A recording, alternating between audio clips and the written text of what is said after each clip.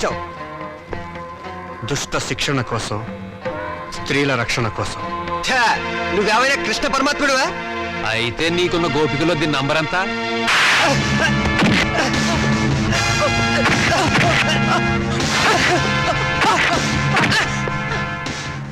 లెక్క పెట్టి నెంబర్ ఎంతో మీరే తెలుసుకోండి. రామోనిక,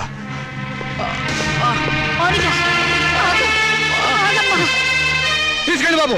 మా దరిద్రం వదిలిపోతుంది, పీడ విరగడైపోతుంది. కానీ ఒక్క విషయం గుర్తుంచుకోండి, బిడ్డలనే మమకారం మా మీద మీకు లేకపోయినా తల్లిదండ్రులనే గౌరవం బాధ్యత మాకున్నాయి. ఎప్పటికైనా మిమ్మల్ని ఆదరించడానికి మీరు కాదన్న ఈ కూతురు ఉందని మీరు మర్చిపోకండి.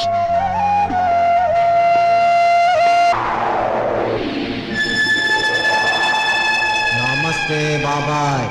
నోర్మయ్, ఎవర్రా నువ్వు? ఏ మాత్రం పరిచయం లేకుండా బాబాయ్ అని పిలుస్తావు? పిశాచి వెధవా. పిశాచ, డబ్బు పిశాచ, కామ పిశాచ. రేయ్, ఏంట్రా? ఏం పిచ్చి పిచ్చిగా ఏమైనా ఉందా? పిల్ల రాక్షసుడిలా ఫేసు నువ్వును. రాక్షసుడా, బ్రహ్మ రాక్షసుడా, నరరూప రాక్షసుడా? ఏంట్రా? ఏమిటి నాకే ఎదురు తాళం వేస్తున్నావు? తాళమా? ఆది తాళమా, గాద్రేజ్ తాళమా? ఇదెక్కడి వ్యవహారం మేళంలో నాకు? మేళమా? పెళ్లి మేళమా, చావు మేళమా? నేను అందరినీ ఏడిపిస్తుంటే నువ్వు నన్ను ఏడిపిస్తావేంట్రా? నన్ను వదిలేయరా. అది సరే కానీ సార్, జనన మరణ రిజిస్ట్రార్ వారి కార్యాలయము ఎక్కడ సార్? నీకెందుకు సార్? పేరు నమోదు చేయించుకోవడానికి. నేను చచ్చి 10 రోజులైంది.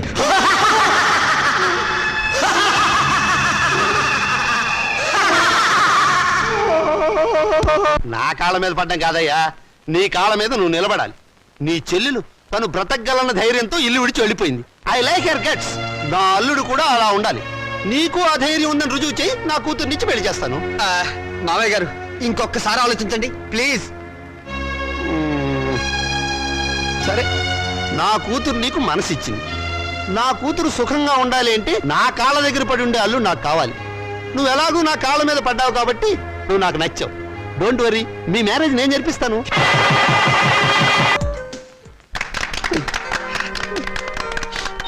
రే బాబాయ్, నేను రిటైర్ అయిపోయిన తర్వాత నన్ను ఎవర్రా తిడతారు? వేరే ఎవరికో ఎందుకు ఇస్తాను రా అవకాశం? ప్రతిరోజు ఆఫీస్ అయిపోయిన తర్వాత నేనే మీ ఇంటికి వచ్చి మరీ తిడతా. అడుగు తక్కువ వెధవా. ఇంకోసారి తిట్టరా. అడుగు తక్కువ వెధవా. నిన్నగాక మొన్న మీరు ఆఫీసులో చేరినట్టుంది. అప్పుడే వయసు అయిందని పంపించేశారేమిటండి? మీకేమన్నా నడువంగిందా, పళ్ళు కదిలాయా? ఈ గవర్నమెంట్ వాళ్ళు మరీ అన్యాయంగా ఉన్నారు. సీత, మన పెళ్ళప్పుడు 2 పేర్ల గొలుసు చేయించమని అడిగావు, గుర్తుందా? మీరు చేయించలేదుగా. ఇప్పుడు చేయిస్తానే, 2 గొలుసులు చేయిస్తాను. నాకు పిఎఫ్ వస్తుంది. ఒక్కటి చాలండి, మరీ ఎందుకు అతిగా? అది కాదే, 15 నాళ్ళు దర్జాగా మెళ్ళ వేస్తుంది తిరుగు. కావాలంటే కొడుకులు వేసుకుంటారు మనం పోయాక. అవే మాటలన్నా, మీరు నిండు నూరేళ్ళు బతకాలి. బాధ్యతలు అయిపోయిన వాడిని, ఇక మీకు బరువు అవుతామేమో రా. అన్న, మీరు మాకు బరువు ఎలా అవుతారు? అలా అనుకుంటే అమ్మ 9 నెలలు మమ్మల్ని కడుపులో భరించగలిగేదా? చూసావా సీత, ఇక మనకి దిగులేందుకే. మనల్ని చంపడానికి వచ్చిన ఎముడికి అడ్డం పడే మగబిడ్డలు ఉన్నారే మనకి. మరి మన మాలతి, మౌనిక వాళ్ళ పేరెత్తితే చంపేస్తా. అదే నాన్న, ఆవేశమే వద్దు. ఈ వయసులో మీకు మనశ్శాంతి కావాలి. అందుకే మీరు అన్ని పుణ్యక్షేత్రాలు తిరగాలని మేము అన్ని ఏర్పాట్లు చేసాం. రేపే మీ ప్రయాణం. తిరుగుతాను రా. ఇండియాలో ఉన్న గుళ్ళు గోపురాలు అన్నీ తిరుగుతాను. మీకోసం, మీ ఆరోగ్యం కోసం, మీ ఆనందం కోసం కనబడ్డ ప్రతి రాయిని నొక్కుతాను రా. రే రాజా, నువ్వు వేళకి భోంచేయాలరా. నీకు అసలు తిరిగి తిప్పలు గుర్తుండవు. అలా ఉంటే ఆరోగ్యం పాడైపోతుంది. జాగ్రత్త. ఏమ్మా, వీడు అసలే బతకస్తుడు. నువ్వు దగ్గర నుండి తిండి తినిపించాలి, లేకపోతే తిండి వీడు. మీరు వెళ్ళమన్నారని వెళ్తున్నాను రా. మిమ్మల్ని వదిలి వెళ్ళటం మాకు ఇష్టం లేదు. నువ్వు పనులని, వ్యాపారం అని అర్ధరాత్రి దాకా ఇంటికి రాకుండా, ఊళ్ళో తిరగకుండా ఏమన్నా 15 ఇంటికి వచ్చి ఫోన్ చేసి టైంకి నిద్రపోవాలి. ఏమ్మా, వీడి సంగతి నీకు తెలుసు కదా. వీడిని నీ చేతుల్లో పెడుతున్నాను, నువ్వే జాగ్రత్తగా చూసుకోవాలి. వస్తానమ్మా. మీ ఆరోగ్యం జాగ్రత్త నాన్న.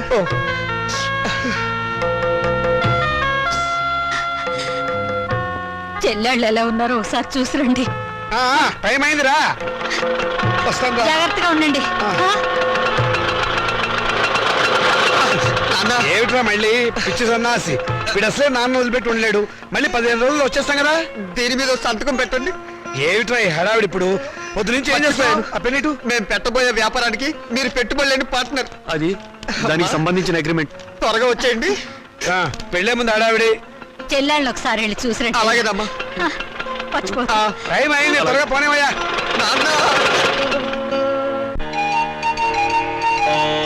ఇప్పటికే ఎన్నిసార్లు చదివావు ఏమిటి?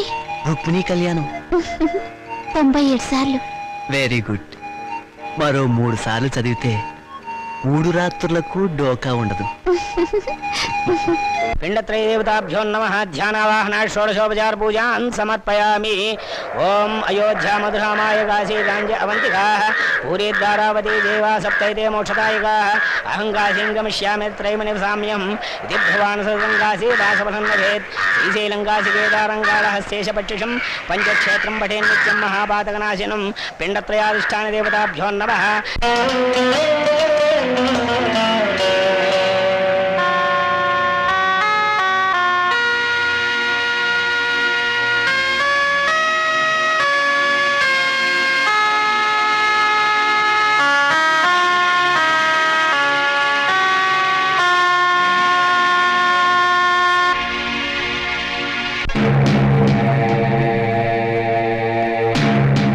ఆగండి, మీరు లోనకి రాకూడదు. వెళ్ళి డాక్టర్ గారిని కలవండి. అలాగే. ఈ శవాన్ని ఆ శవాల మధ్యన పడుకోబెట్టండి.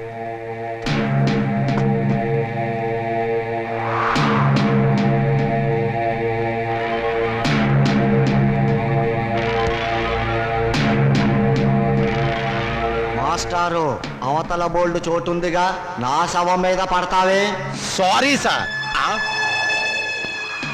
ఎక్కడికి వెళ్తావు? చచ్చిన వాడివి చచ్చినట్టు పడుకో. శవం గారు ప్లీజ్ నన్ను వదిలేయండి. భయపడకు. నేను నీలాగే బ్యాంకులో 25 లక్షలు అప్పు చేసి ఎగ్గొట్టిన వాడిని.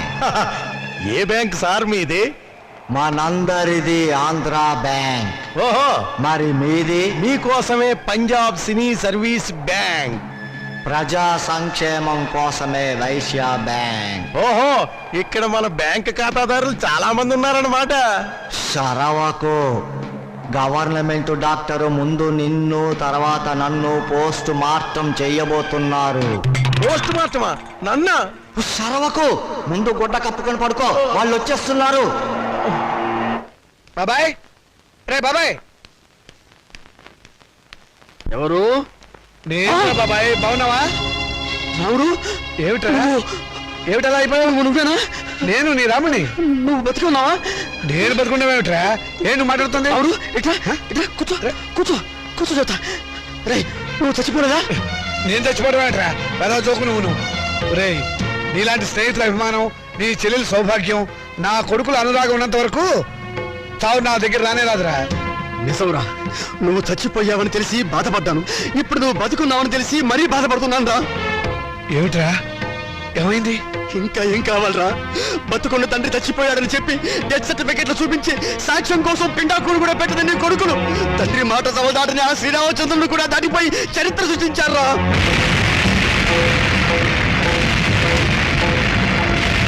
నేను చచ్చిపోయాని చెప్పి నా కొడుకులు పిండాకుడు కూడా పెట్టారు. ఇంకా నయం, బతుకుండగా నీకు కూడు పెడతారో లేదో తెలియదు కానీ నీకు పిండాకుడైనా పెట్టినందుకు సంతోషించు. కొడుకులు తలకొరివి పెడతారని, వాళ్ళు నిన్ను ప్రమోషన్ మీద స్వర్గానికి పంపిస్తారని ఇన్నాళ్ళు ఎగిరి పడేవాడివిగా. ఓ, వెళ్ళి వాళ్ళు పెట్టిన పిండాకుడు ఎక్కడుందో వెతుక్కొని దాని మీద చిటికని విషం తల్లింపించేయరా. స్వర్గం సంగతి ఎలా ఉన్నా నీకు ఈ నరకం బాధ తప్పుతుందిరా.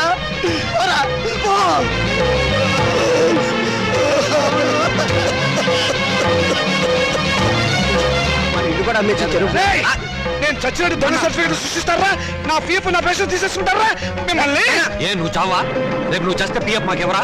ఎప్పుడు బ్రతికుండడానికి నువ్వు ఆయన అమృతం తాగేవా? మిమ్మల్ని అడిగి పారేస్తాను, చంపి పారేస్తాను.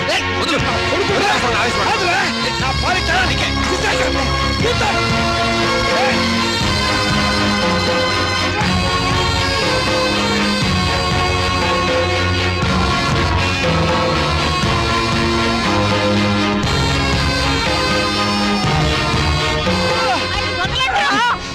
ముసలాడివి నీకే ఇంత ఆవేశం ఉంటే గుర్రాల్లో మాకింతుండాలి తిరగబడి కొట్టే చస్తావా నాగం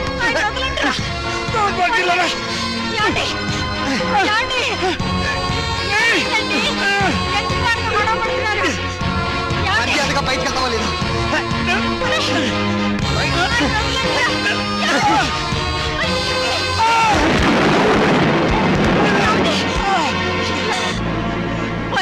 మాకిల్లారా ఈయన జీవితం అంతా సంపాదించింది మీకే దారిపోసారు కదరా ఎందుకురా మీ నాన్నను మోసం చేశారు లేకపోతే మమ్మల్ని మోసం చేస్తారని.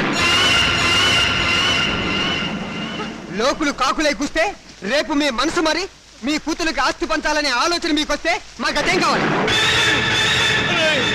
అందుకనే మిమ్మల్ని కావాలని తీర్థయాత్రలకు పంపించి ప్రపంచం దృష్టిలో మీరు చచ్చారని నమ్మించాం. అందుక మమ్మల్ని తీర్థయాత్రలకు పంపింది. లేకపోతే తీర్థయాత్రలకు వెళ్ళి పుట్టడు పుణ్యం మూట కట్టుకొస్తారానా?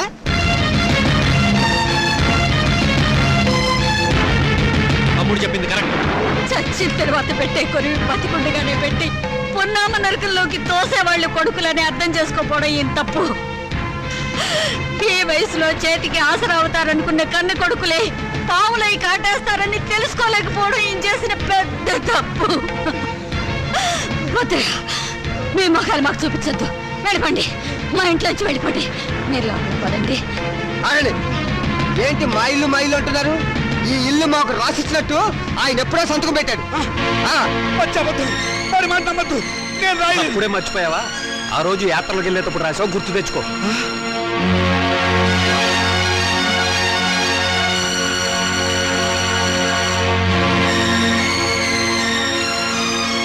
సీత, నీ కొడుకులు పెద్ద కుట్ర చేశారు, నమ్మించి మోసం చేశారు. ఏంటి ఏదో పెద్ద మోసం చేసినట్టు మాట్లాడతారు? మర్యాద కుక్కలా ఒక మూలన పడి ఉండండి. ఇంత పిండం పడేస్తాం. చేస్తే సంవత్సరానికి ఒకసారి పిండం పెట్టాలి. బతుకున్నారు కాబట్టి రోజుకు 2 సార్లు పిండం పడేస్తాం. ఎందుకంటే మమ్మల్ని కని చచ్చారుగా.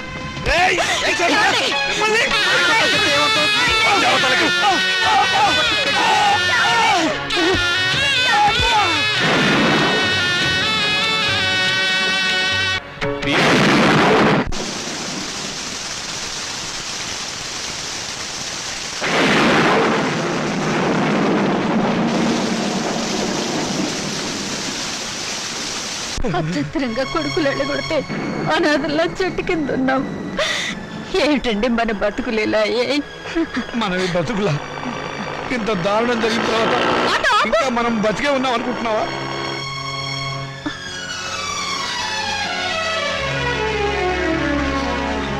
అమ్మా, నాన్న, మీరిక్కడ ఏం జరిగింది? మీ అన్నయ్యలు మమ్మల్ని వెళ్ళగొట్టారమ్మా.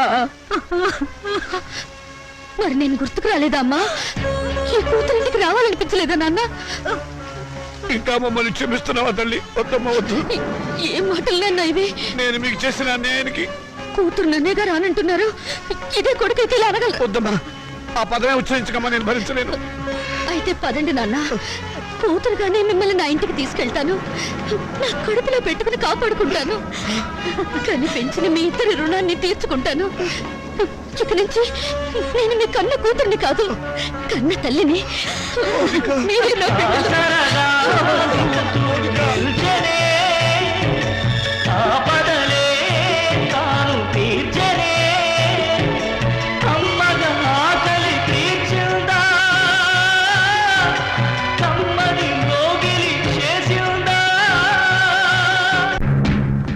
బ్యాంక్ వారు అప్పు చెప్పిన సభ ఇదేనా?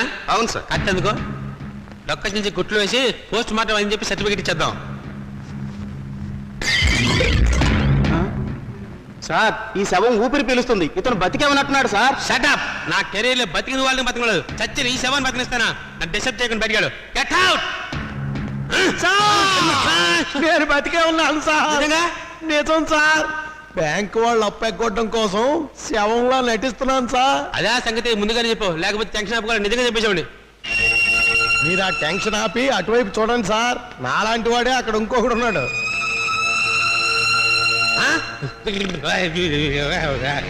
ఏమైంది సార్? అతను చూసి అలా ఉడికిపోతున్నారు. వాడు మనిషి కదే బాబు, సొసైటీ పారిపోతుంది శవం. Oh my death! అతను శవం. అయ్యో బాబు!